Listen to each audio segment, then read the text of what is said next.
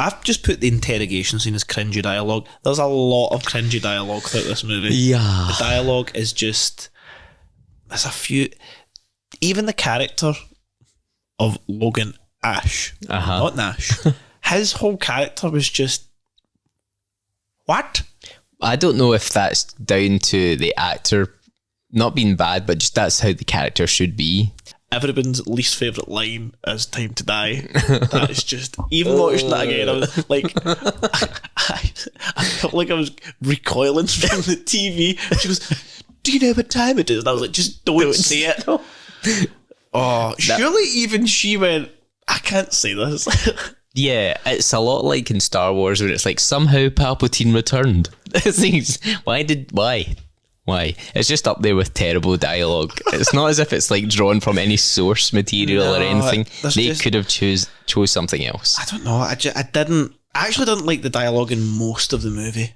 I just thought it was even there's a bit where, see the start when Daniel Craig turns and he goes, how respected are we here?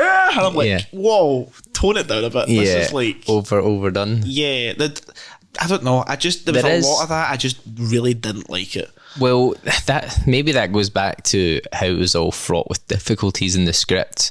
They had obviously famously brought in Phoebe Waller-Bridge to sort out some dialogue and rewrite some bits and add scenes in.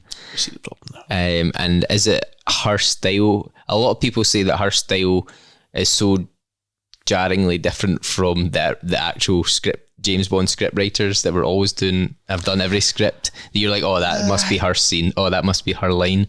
I kind of see that with some of the humour, like where Q's like gives him the watch and Bond's like, how strong is it? And he's like, it's fairly strong. Then they have this big joke about, oh, it's fairly strong, what does that mean? It's like, okay, that sounds like a Phoebe joke to me.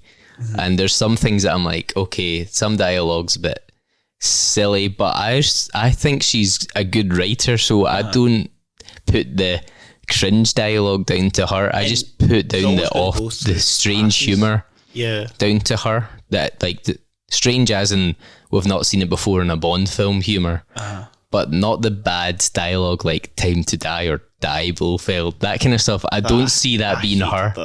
I don't see that being her.